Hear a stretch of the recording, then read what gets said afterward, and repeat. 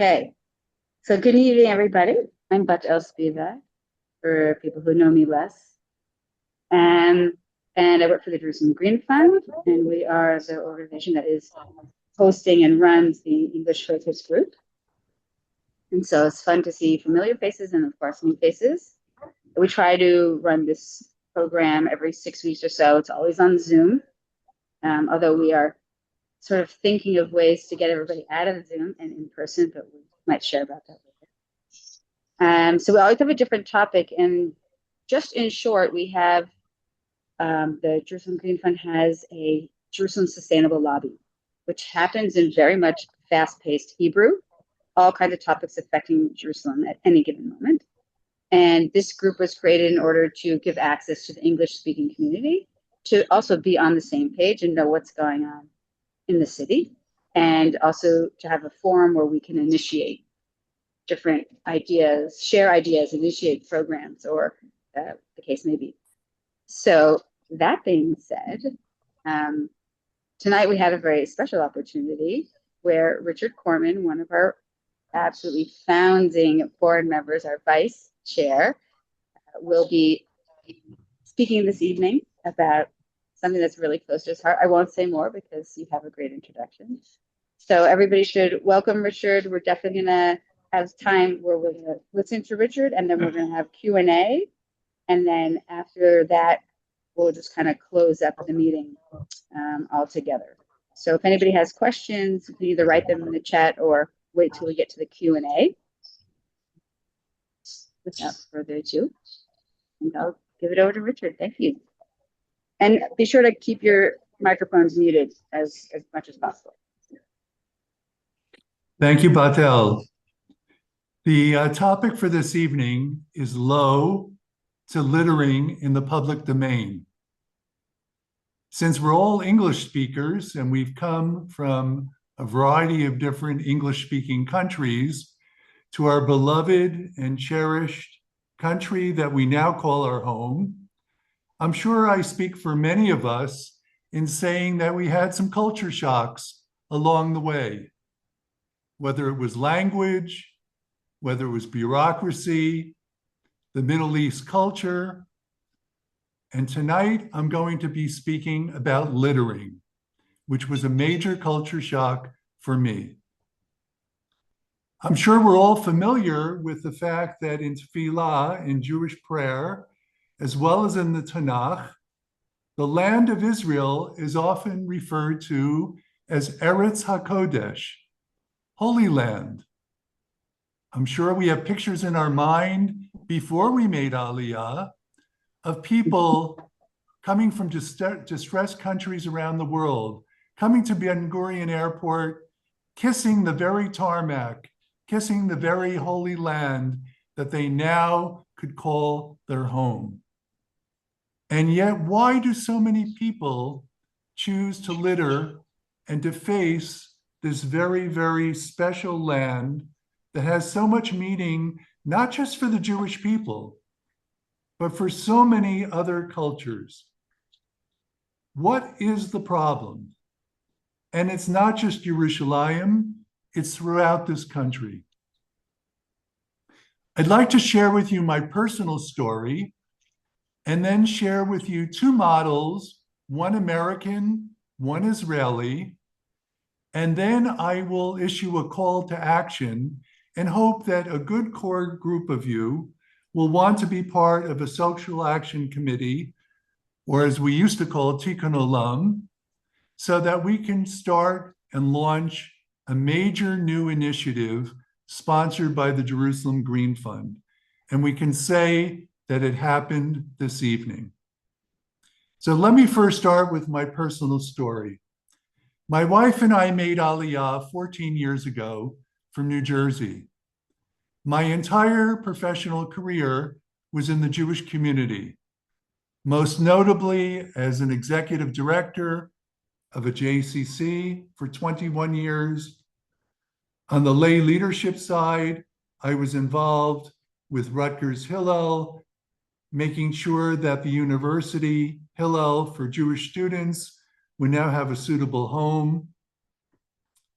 And when I made Aliyah, I decided that my focus had to be on Ulpan, which I did for 2 years. And then I got antsy. I'm not used to sitting in a classroom from 8:30 in the morning to 1 in the afternoon, as I'm sure many of you can testify as well.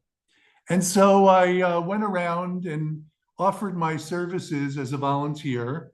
And I volunteered for Stand With Us, a nonprofit organization that I admired and respected.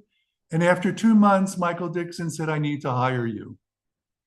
And I said, fine, only if I can do it part-time, because I was volunteering to help lone soldiers.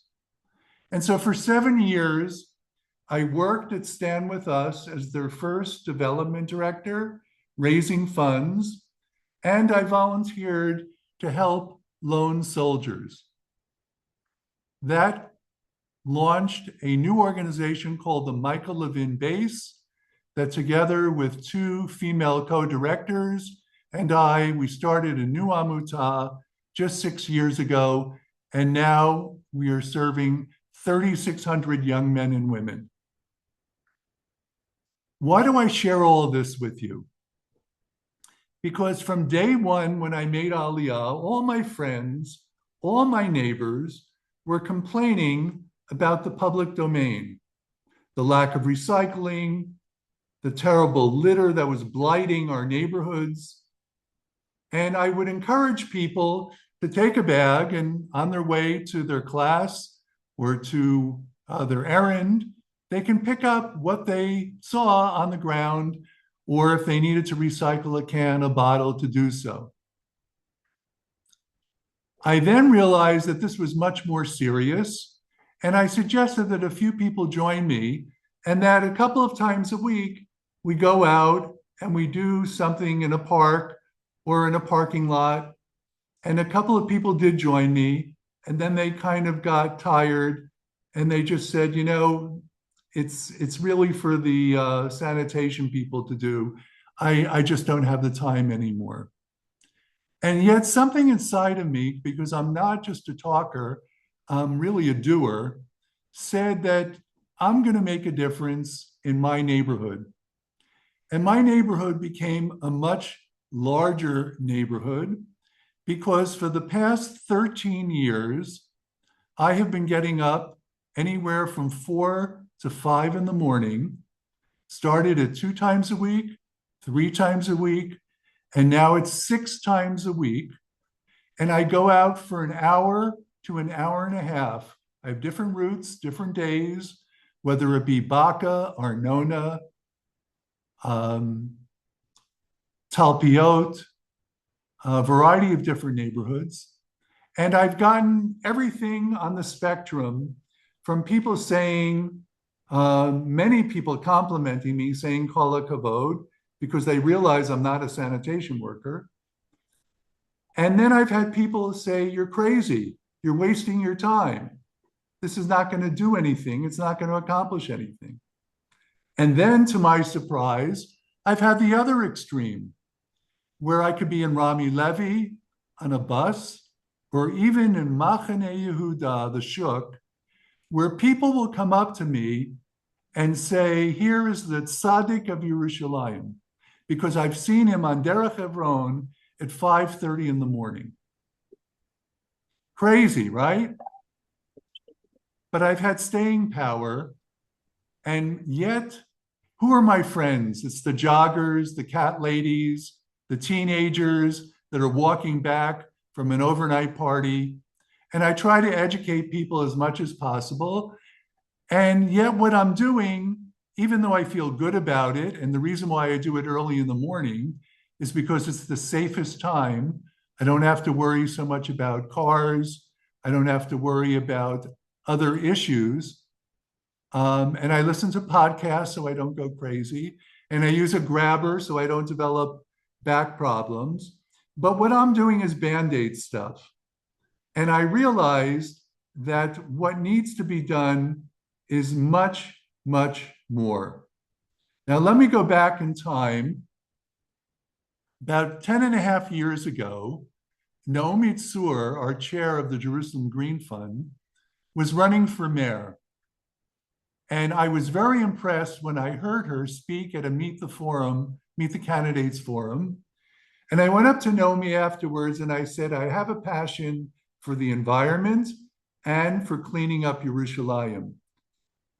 Whether you win or lose, I'd like to meet with you for coffee to discuss how we together can make a difference. For those of you who are not aware, when Naomi was deputy mayor of Jerusalem, some of the projects and some of the areas that we revere today, like the first station, the Mesilah, the boardwalk through Baca, the Gazelle Park, these were all initiatives that Naomi was part of. And so I realized Naomi was a doer. And I thought, as a doer, that together we can do some fantastic things. And together we decided to create the Jerusalem Green Fund. And 10 years later, we've done some major achievements in a number of areas. But starting an initiative that would do something about litter has always been on the back burner. And when I met with Naomi recently, I said to Naomi, it's time.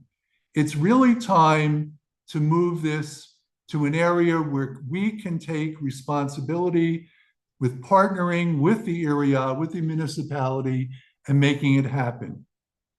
So before I get into the details, I want to share with you two models that might resonate for you and at least pique your interest because they had meaning for me. For those of you who are from America, you might remember Lady Bird Johnson, the First Lady. And in 1965, she was passionate about doing something to clean up America, to make it more beautiful. And because of her efforts, Congress in 1965 passed the Beautification Act to clean up America. And it had three components: civic pride, connecting people to the nature and the environment, and having people adopt projects, getting youth groups, schools, businesses to take responsibility for parks, for neighborhoods, for parking lots in their domain. This was so successful that an artist developed a litter bug concept. It was a bug that was made as a lovable and adorable figure, so much so that children wanted to respect and admire the litter bug. It was plastered all over, and parks and bus stops were being adopted by banks and businesses and so forth. And there was civic pride that neighborhood by neighborhood were being transformed from areas that were blight or areas that were not at all being thought of as the pride of the city to areas that now were extremely parts of the city that we can call beautiful. And so this model succeeded because there was an initiative where people had to embrace what was put out there, and it reached down to children as well as adults and people in the community. The Israeli model also happened to occur in the 1960s, and ironically, it was sponsored by Naomi's former employer, SPNI, the Society for the Preservation of Nature in Israel. People were picking wildflowers. And you might think, well, what's the problem with picking flowers? Well, wildflowers are one of Israel's national treasures. And so many people were picking them that there was a fear that this national treasure would no longer exist. And so SPNI launched an initiative, again with the three same concepts: artistry, where there were iconic posters of wildflowers, and the wildflowers made it on commercial items, everything in supermarkets to matchbox covers so that it was always in the public view. Secondly, the campaign extended to children, because if children understood the importance of preserving wildflowers, they would put peer pressure on their siblings, their parents, and their friends. And then the third element was the community. The community had to understand that wildflowers are a cherished resource and that it's not to be taken for granted. And so this campaign succeeded like no other in the history of Israel. And it's been used many, many times as an example where these three elements were forged together and made a difference. So now I'm coming to my recommendation, and I'm hoping that several of you will be willing to step up and say, count me in. As I mentioned earlier, what I do is wonderful. I feel good about it. I get good exercise, but it's a Band-Aid. And the only way we're going to make a difference in our beloved Yerushalayim is to start an initiative that involves three components: education, marketing, and community awareness. We need to think about how a nonprofit like the Jerusalem Green Fund can partner with the area, with the municipality. I've discussed this with Naomi, with Batel, and there are a number of reasons why now is a time to do this in 2026. First of all, one of the deputy mayors is Adir Schwartz. Adir is fluent in English. Adir is a passionate young man, and I have met him a number of occasions because he has adopted the Michael Levin base as an example where he, as a deputy mayor, can make a difference. And the city of Jerusalem has supported us in a number of projects. I know that Naomi and Batel also have relationships with Adir. And the feeling is that Adir, because of his interest in making a difference and being passionate about transforming Jerusalem, might take this on as a major initiative and might open the doors in the marketing department, in the sanitation department, in community, as well as opening up doors for schools, youth groups, and other ways that we can make a difference. Batel also shared with me that coincidentally, we have a resource in our own community that we're not even aware of. It turns out that the artist in New York City, who's responsible for their anti-litter campaign and was able to produce major artwork that catapulted their campaign to a success, recently made Aliyah and now lives in the Arnona neighborhood of Yerushalayim. And it's possible that if we engage with her and bring her on board, we have that other component that I shared with you that were so essential as part of the American campaign as well as the Israeli campaign. So as you see, the ingredients could be laid into place and could be made so that we could launch this at the appropriate time in 2026. What I'd like to do is open this for discussion and for any questions you may have. And then I'm going to suggest that those of you who are interested in serving on the Social Action Committee and saying that you want to be part of this, to please email or WhatsApp Batel. We will convene a meeting in the near future, plan our course of action, and then you will be invited to join us when we have the meeting with the municipality to begin this major initiative and make a difference in the city of Jerusalem. So let me open it up for questions and for comments.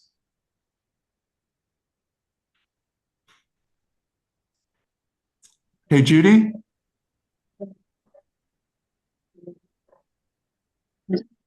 Yeah, Gary, let's go.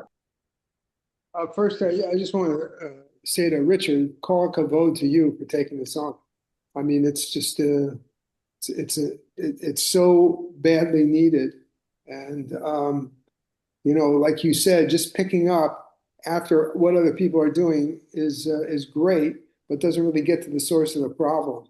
And the idea of creating a campaign of sorts, and my experiences with targeting it for specific, specific groups where our targeted message works, because we're such a diverse group here in Jerusalem and all of Israel.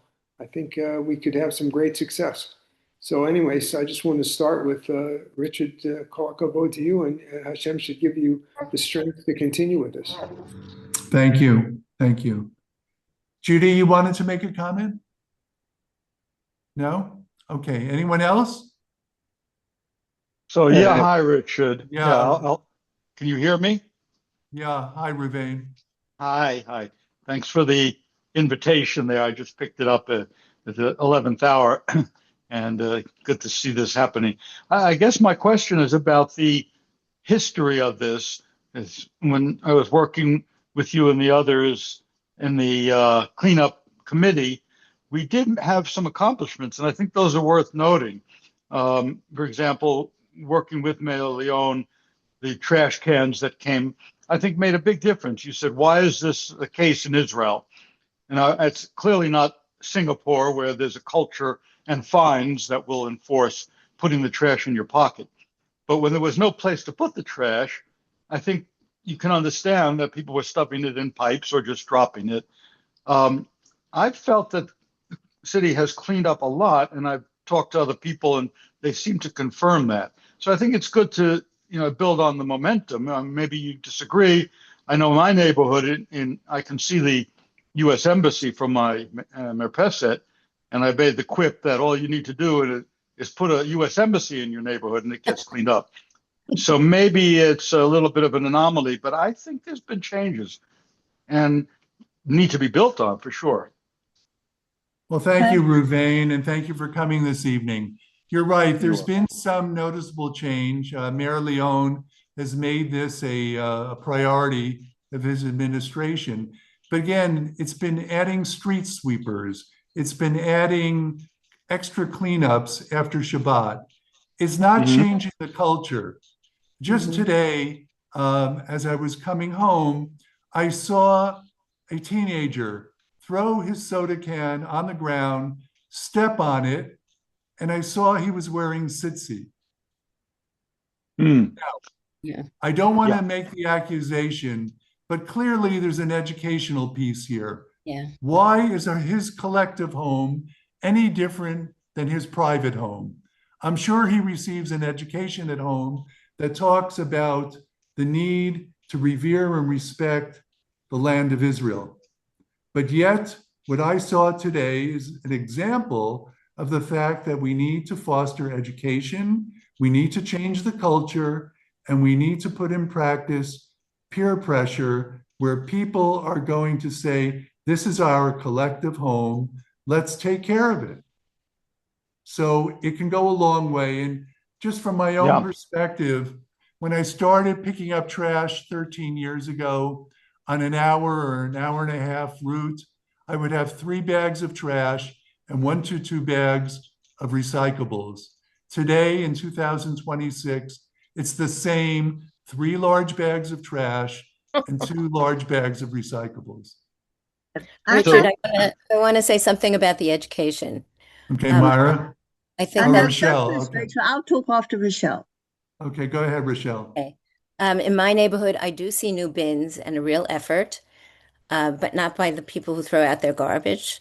I see people coming to the one popular bin and it's full. And I've stopped a couple of people on occasion and said, oh, a half a block from here, there's an empty one. But on their own, they wouldn't do that. They wouldn't walk to the empty one. I'm like embarrassing them into it or whatever.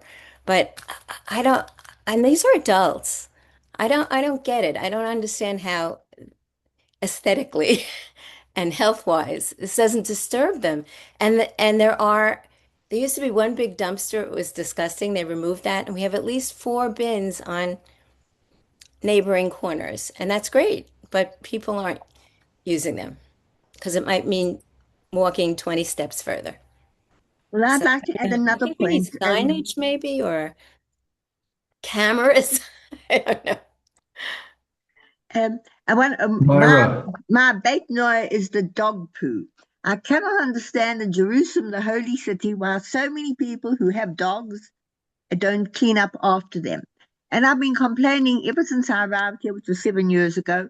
And I've got a cousin who lives in Sur Hadassah, and she said what stopped them from improved things, really made a really big difference was fining. So I wonder if we shouldn't include some sort of deterrent as well as going. I think your ideas are wonderful, and I'd like to be involved. But I also think that it should perhaps be comprehensive, and if people are not going to do it out because they want to, they must do it because they have to. Okay, well, that's an idea that we can float when we meet. Okay, other points of view, questions? I have one. Go ahead. Go ahead. Who are you saying go ahead to? Let's make a quick Francis. list. Oh, Let's hi. make a quick list. Let's start Okay. with Francis, then let's go to Nomi Tsuru had her hand up, I think, first, but who's counting? And then Phyllis. Phyllis, and then Carol. So that's Francis, Nomi, Phyllis, Carol. Remember your spot. Hi, everyone. I live in Beta Kerem, which is a neighborhood that's jammed full of academics, professors with smart children walking to nice schools. And the dog dirt, I have a dog, and I pick up every drop, I promise you. But this is a highly intelligent, educated population, and still there's dog business left behind. And I don't know how to deal with it. And when you talk about finding, who's going to be there to see the people and find them? Who's going to hear the tooting of cars and find them? One of the biggest problems is the police is busy doing all sorts of other things. I won't say what I think of what they're doing, but they're not around. And this is magic thinking. It's I think Richard, I think you're marvelous, but how do we get a force that can carry out our ideas? And I question about that. Thank you. Nomi?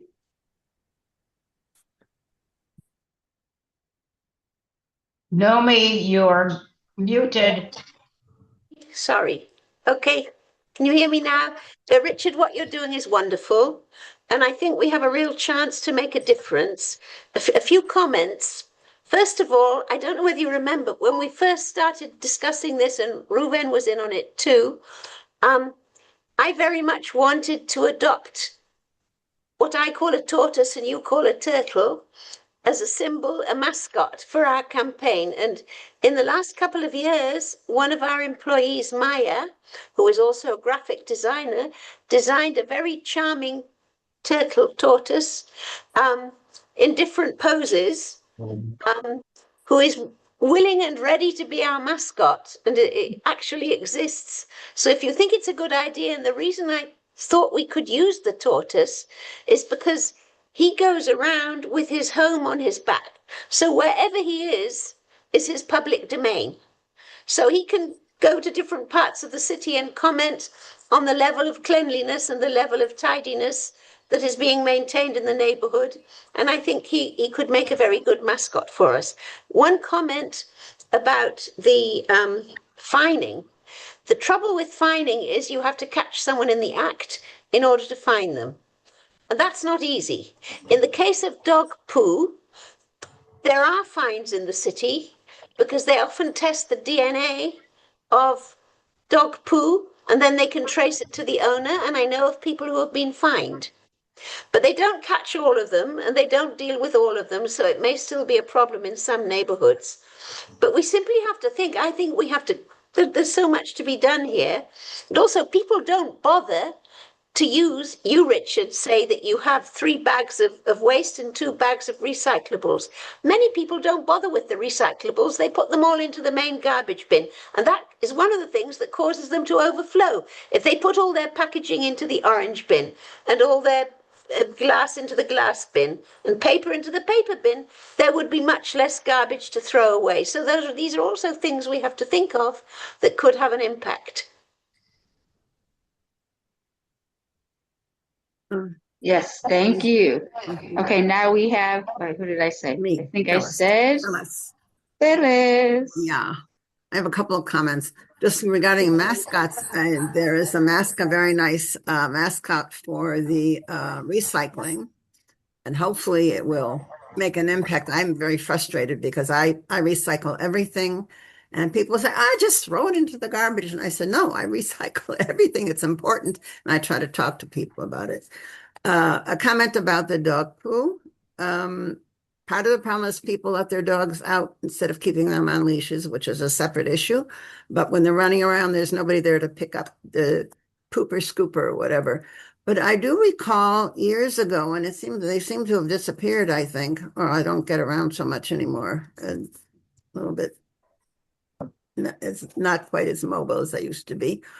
But they used to have little places with little plastic bags for scoops. So if somebody, suddenly saw something or the dog suddenly had an urge and they didn't have a plastic bag with them, they can get it. And they were in certain places, like around the parks and not only, but on the sidewalks. Every so often you'd see them, and they seem to have disappeared. But it was very nice when it started, and I saw people actually using it. So anyway, but I live in remote, as Frances did until she deserted us and moved to Betakaram. We have signs all over about keeping the neighborhood clean, and I'm on the Badafizit. It's we call it in English the physical committee in the Minhal, that we are responsible for all sorts of things. And part of it is cleanliness, transportation, construction, all sorts of things. And we have a WhatsApp group of people who are involved and who report when they see garbage and litter and things, and will report it to, and on the list are the people, the sanitation committee, who do a wonderful job, and we have a great relationship with them. And it's made a difference. However, we still have the problem that even the people who report will report, but they wouldn't think to pick it up themselves and put it in the trash can. And that's a big issue. And we mentioned before, a lot of the young people, I've seen people standing at a bus stop where there is a trash bin right there, and they'll still throw it on the ground. And I'll say something, there's a trash bin here, put it in the trash bin. But it's, one person. We really need a very serious program of education. And one last comment, I grew up in Detroit many, many, many, many years ago. And in the schools, we used to have I don't remember the full name of it, but every spring they would have a week of projects of clean up, pick up, paint up, whatever. I forget this. There were 3 or 4 things, and we would get a little folder to take home in this, and they had to check off the boxes of what we were going to do to clean up around the house and the neighborhood around us. And everybody got involved, and we were all excited to do different projects for cleaning up. And most of cleanup was the biggest one, but there were all things like paint up and just fix up and, making repairs of things. And I think if we get something like that into the schools in whatever, form that would be appropriate for Israel, I think that could be a very good idea, is the education. Thank you, Phyllis. Okay, I think next we have Andrew, Zahava. Karen, and Zahava. Let's do Andrew, Karen, Zahava. Yes. It's really Alona and Andrew. What Hello, happened Alona and to Andrew. Carol? What happened to Carol? Oh, wait, you're right. Sorry. Carol, go first. Then we'll get to you, Alona. We'll get to you after Carol. Okay. Excuse me. I actually have a long list, so we'll go in order. 1, I had heard that there's a great big garbage at the end of the cycle that now splits everything up, so you don't have to worry about putting them in separate bins. I don't know if that's true or not true, but that's what I heard the city is going for. I'll put it on the table. You can answer it afterwards. I'll answer it later. Okay. Composting, Naomi, I know is important, but there's nothing around or there's no place to compost. And I do not have a corner of my garden to compost. I tried, and Alona could even say that there was one down the block from me, but then it closed. So let's talk about that. I want to know who the mascot, Richard, was the mascot lady asked, or you're just saying that she lives in Arnona and therefore she's here. And my last question is, what did Lady Bird Johnson do to actually start it? Did she do it on a government level? Did she do it neighborhood by neighborhood? Like, what was her way of doing it? It was okay. Batel has more information about the artist. She just shared that with me today. So maybe Batel, you should comment first. Okay. She's, anybody ever heard of Merle Laterman Euclid? That's her name. And she was the New York City Department of Sanitation artist in residence for 50 years. She lives here now, and I'm extremely close with her and her daughter. And I want to bake the idea a little bit more and see what this group is sort of going to develop and how it will develop. And I think we're going to have to find the right time to approach her in conjunction with, as Richard suggested, the deputy mayor, Adir Schwartz. And we also very much work with a different man in the municipality who has the portfolio of environment named Yonatan Peleg. I spoke to both of them about this idea with this artist, because the backstory really quick is we all went to the screening of her new film that was made about her and her 50-year legacy here in Yerushalayim at the Cinematheque. Unbelievable. Maybe I'll share the link in the chat. And about the separation of waste, your first comment, Carol. This is just an FYI for everybody. The city has a facility in the north of the city in Atarot.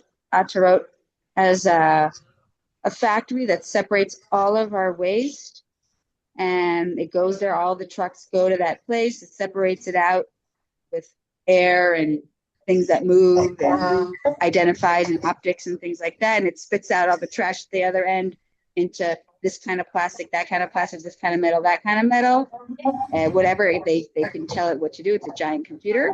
And then they take that raw material and then they sell it internationally to be recycled elsewhere. Recycling doesn't happen in Israel. And that's how they make their money. It might be on its way out. I'll figure it out and let you know. But that's where it's holding at the moment. Keep on going. And Thank you. the Carrie, quick anything else? answer to Lady Bird Johnson, in 1965, Congress passed the Beautification Act.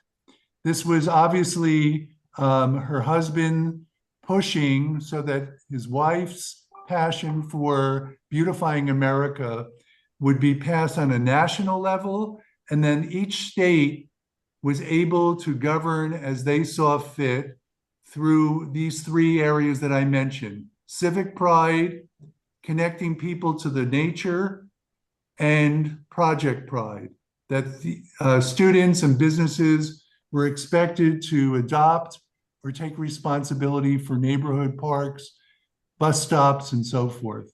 And I remember as a kid, excuse me? It was on the government level. It was on a government level. And so that's what made me think that we need to begin with our government, with our municipality. Clearly, there are cities in Israel like Ra'anana, Herzliya, that are beautiful and don't have this problem. And it's because the municipalities in those areas have made it a priority and have determined that certain values and certain procedures will be in place. And we have to put that kind of pressure on the Jerusalem municipality. Okay, any other comments? Okay, Zahava? Karen, Yes. Can I go? go ahead. Okay.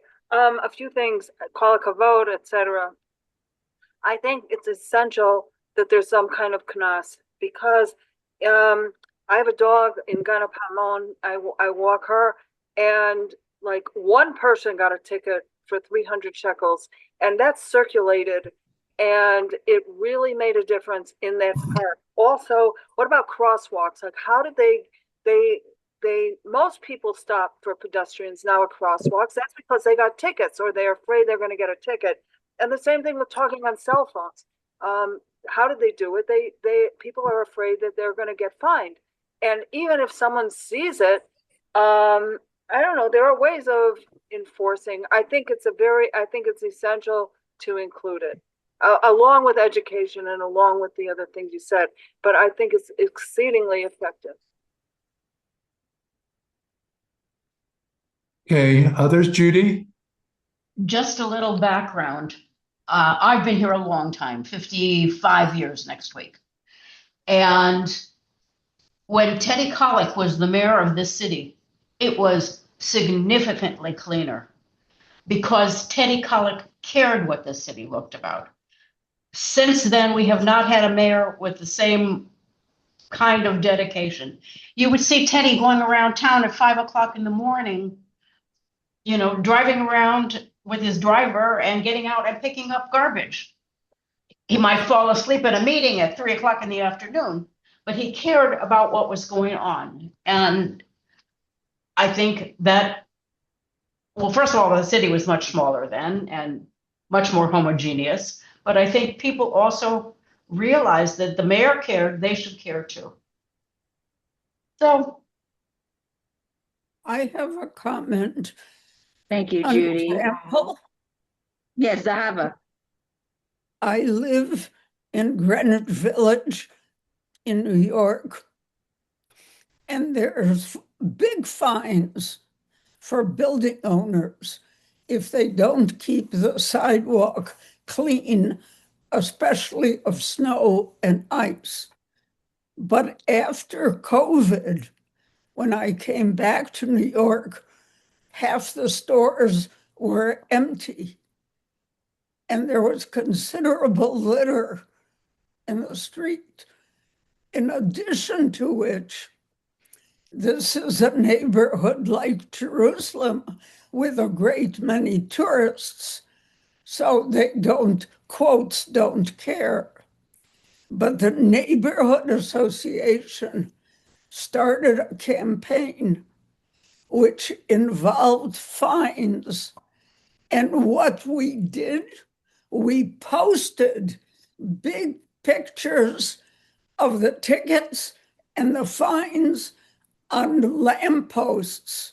We advertised the fine recipients, and a combination of fines plus a huge social media campaign about keep Washington Square and Greenwich Village clean made a huge difference.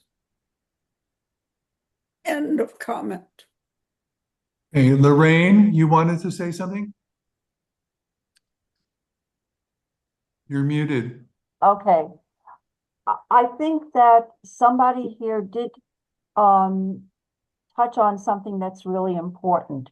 Back when Teddy Kollek was mayor, I don't know if the demographic of our city was the demographic currently. I've noticed that different cultures who are here litter more than other cultures.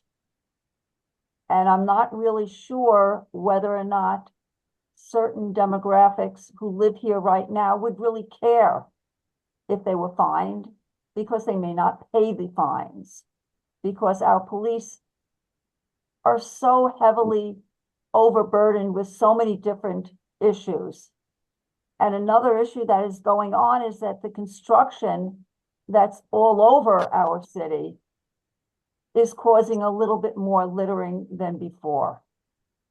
So these are different issues that might impact the increase in the littering. And I'm not sure, I would love to plaster the streets with signs of who did what to whom and how much the fines were, but I don't think it would make an impact. And I'm not trying to be a naysayer, but I really would love to hear alternatives with the current situation that's going on in our city. Because I really don't have a clue, because at different times I've approached young teenagers who look to be Jewish. They give me a look as if to say, Grandma, what the heck are you doing? And I'm not going to listen to you. I've tried to encourage some of the younger people who are on buses not to put their feet on other people's seats. They don't care. And I'm not sure exactly how to make them care. I've tried all kinds of tones of voices and all kinds of words. Yeah. And I'm really receptive to what can be done, encouraged. So, Gary, does you anyone had a else? comment? Well, hold on. Let's go to Alona and Andrew. They were waiting for a while. Okay. Yeah. Yeah. Yeah. Can you hear us? No, you may have to unmute. There. Okay. So one of my concerns is, as we're having like I'm just gonna use it Masila as an example, is as they put up all these kiosks, is just like more trash. And I just want to encourage, I think it's like it's a choice to like that. My husband and I, we got these metal mugs with a carabiner, and to just I'd like to have businesses to encourage like BYO, bring your own mug, that we live in a disposable world, and it's a world of convenience. And I think I'd like to see, one, education with children. Two is that like starting at the source before it even gets to the trash. And two is that like where Richard and I live, there's a lot of open space that's construction is happening. So it's just,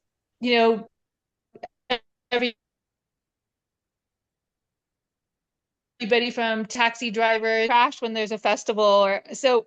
And I wish there was just more accountability rather than it all being on the people who are cleaning. And it's also a dream of mine that we got a discount with our Nona for taking responsibility and cleaning up. There's some incentive, just more than like the volunteering and goodness of my heart. And what do you want to say? Just two words. Keep it very short. One is, I mentioned before, in Hong Kong, we also had a similar campaign, which was very successful, with the dragon with dark glasses and spots. And he was called Lap Sap Chung, and that was very, very nice with kids and lots of posters and very successful. Not based on science, but more like in the culture. And the other thing is to have it in 3 languages. So what the other lady said about different populations, so we need it perhaps even in Yiddish, but also in Russian, and Hebrew and English. That's it. And the last thing I want to say is just the state of the trash rooms itself, is that certain people can't even get the trash into the green bin. And I wish within the new buildings, especially as Tama buildings, and that there is more education when people move in of reducing your trash and just educating people on recycling options. Thank you. Thank you, the two of So you. if there's time to get into the queue, I would have a comment, if I may. Did everybody make their comment that wanted to before we give you a second round there, Ruben? I think so. Sure. Yeah. Okay, Ruben. So I just want to go on a very optimistic note to say that, again, Richard's idea of emphasizing culture change, together with the enforcement of the laws that exist. Those are the 2 parts. And the Greenwich Village story, I think, is encouraging. Remember, Mayor Giuliani enforced very strictly with fines, but also there was a change, and it worked. And now it doesn't work because the mayor is different. The other thing I just wanted to add was I have an article that I wrote. I didn't publish it because of the war. It was not timely yet. But it's about the graffiti. And I've seen an upsurge in graffiti very recently. And that's another problem that can lower property values, can sometimes be associated with deteriorating neighborhood. And I think there are things people could do there. As with Richard, I'm not as devoted, but I carry 5 spray cans, and I will selectively try to clean that up. But you can also contact the area, and I'm encouraging people to get involved with that because it's another blight, and I think we want to pay attention to that.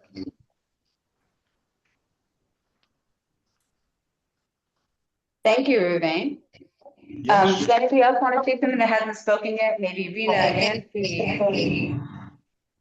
You don't have to, just want to give opportunity. Okay, Batel, if not, I'd like to sum it up. Yes, please. Tonight was a good catharsis for some of us. And tonight it was a good sharing. But tonight, I mentioned, was the start of something larger. It's not going to end this evening. I hope several of you will email or WhatsApp Batel. She listed her contact information so that you can specifically reach out to her and say, count me in. We need at least 5 or 6 of you to say that this is going to happen this year, and we will decide how we will make it happen. But it's not about one neighborhood. It's not about Band-Aid solutions. It's about a major initiative that we can say the Jerusalem Green Fund partnered with the municipality to make it happen. We will meet as a group, decide how we will approach our strategy, and then Batel will set up the meeting with Adir Schwartz, the deputy mayor, decide if there are other appropriate people that should join us, and we will begin the process. As I mentioned to you, the fixes are not quick fixes. We're talking about education, marketing, and community awareness. It's going to take some time, but if we don't start planting the seeds now, it won't happen.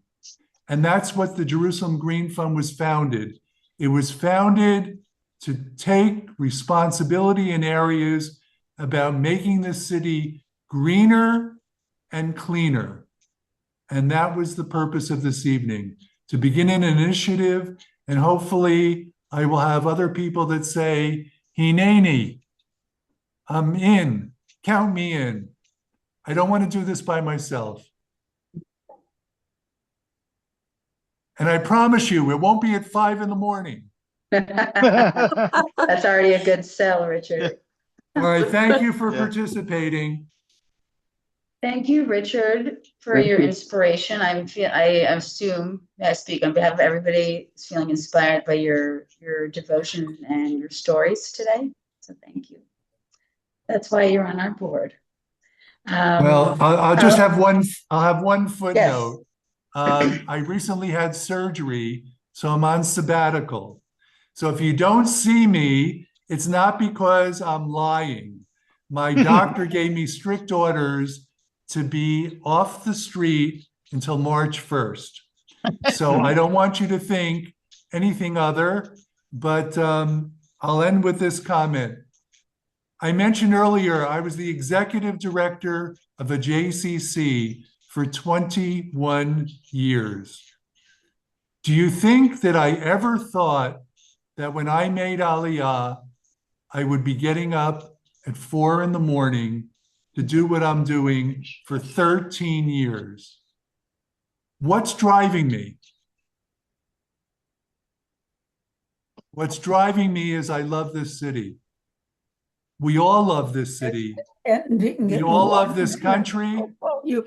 And we all feel in our own way that we can make a difference. Please, those of you that can choose to make a difference by joining this initiative, please join us. Erev Tov. Thank you. Erev Tov. Thank you, Richard. Thank you. Okay, so please. Thank you very much. Yeah. Thank you. Yeah. I would like to add a comment. I don't know whether you're aware. This group meets, and Batel is organizing it, and now Esther is going to be helping us. And thank you for that. We try to encourage people who are members of the Jerusalem Green Fund stakeholders to come and be with us at these meetings and to bring friends who are interested. But it's our hope that people who come and enjoy the discussions that we have and the presentations will also join the Jerusalem Green Fund and become stakeholders. And to find out how, it's very simple. Be in touch with us. It's not a complicated process. We're a cooperative philanthropy, and all our funding comes from our members' contributions. So consider it, consider becoming a Jerusalem stakeholder, and put your money where your mouth is, and you'll soon be putting your hands where your mouth is, because you're going to be cleaning up the city. You know me. Okay, good night, everyone. We made Good it. night. Exactly 9:01. Good job. Good night. Take care. Erev Bye, Tov. Rachel. Good night, Erev Tov. Erev Tov.